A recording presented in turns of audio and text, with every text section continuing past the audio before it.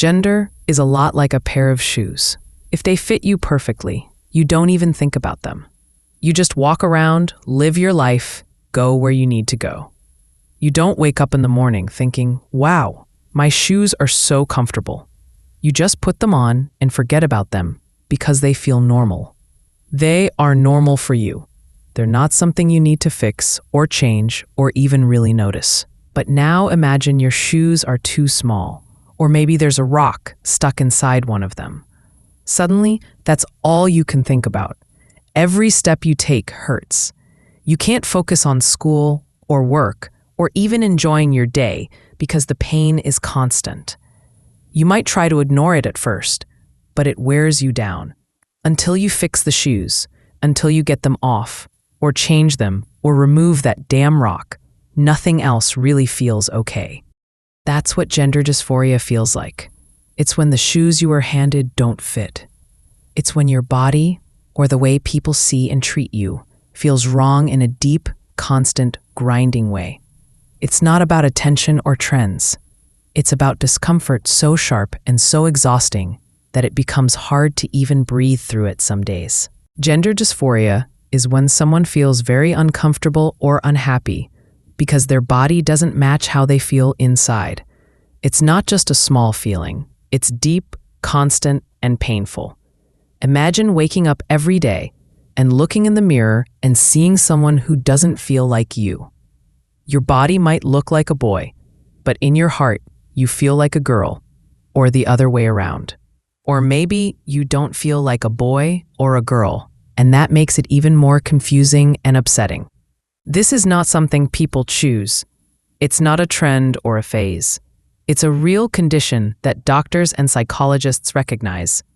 The current understanding is that it might be linked to how the brain develops in the womb, influenced by hormones or genetics. Basically, a person can be born with a brain wired for one gender, but a body shaped like another. That mismatch creates the feeling we call dysphoria. Now let's talk about what some of the symptoms of gender dysphoria actually feel like in real life. These aren't just medical words or checklists. This is about what it's like to live with it, day to day, moment to moment. When someone has gender dysphoria, they might feel very sad or anxious all the time because of how they look or how people treat them. They may hate parts of their body, like their chest or genitals, because those parts don't match who they feel they are inside. For example, a person who feels like a woman but has a flat chest or facial hair might feel sick or panicked when they see those things in the mirror. The same goes the other way. Someone who feels like a man might hate having curves or a higher voice. This can lead to avoiding mirrors, avoiding social situations, and feeling like you don't belong in your own skin. People with gender dysphoria might have trouble focusing in school or work because they're constantly thinking about how wrong everything feels. Some start feeling very depressed. They may stop eating, sleep too much or too little, or stop caring about things they used to love. A lot of people feel anxiety when others call them the wrong name or use the wrong pronouns, like being called she when you feel like a he. It can feel like being stabbed with a tiny knife every time someone does it, even if they didn't mean to hurt you. After a while, those little cuts add up and become a heavy weight on your chest, all the time. Some people even get to a really dark place.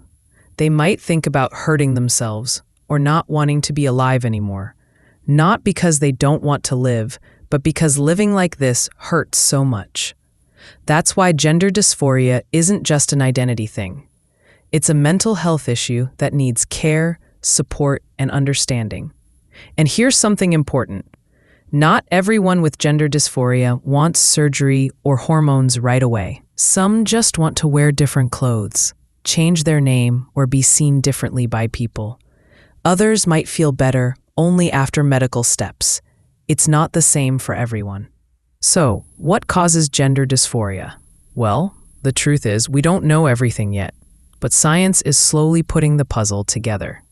One of the strongest ideas is that gender dysphoria has something to do with how the brain develops before birth. While the body is forming in one direction, say, toward being physically male or female, the brain might be wiring itself toward a different identity. This could be influenced by hormones in the womb, genetics, or a mix of both. In some people, the brain and body end up in alignment. In others, they don't. And that misalignment is what can lead to dysphoria.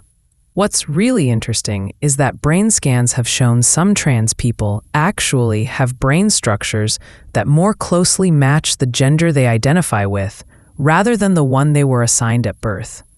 That's not just a feeling. That's science. That's biology. So, what about treatment for gender dysphoria? First off, the goal of treatment isn't to fix someone or make them stop being trans or non-binary. It's not about changing who someone is. It's about easing the pain. It's about helping them feel more at home in their own body, their own life, their own reflection. And what that looks like really depends on the person. For some people, just being able to socially transition, changing their name, their pronouns, how they dress or move or speak, that alone can bring huge relief. For others, it goes deeper. They might need hormone therapy or surgery to really feel right. And those choices, they're never impulsive. These are things people carry quietly for years, thinking about them every day, wishing, planning, hoping. But maybe the most powerful kind of treatment isn't medical or psychological. Maybe it's this: being seen, being respected, being allowed to simply exist as yourself. Sometimes that's all a person really needs to start healing. Maybe that's what this whole journey is really about.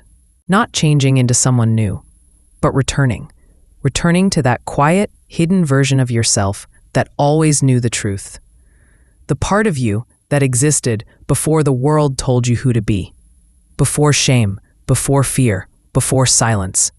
Not everyone will understand. Not everyone will stay. But if you can find your way back to yourself, if you can live even one day without flinching at your own reflection, then you've already done something extraordinary.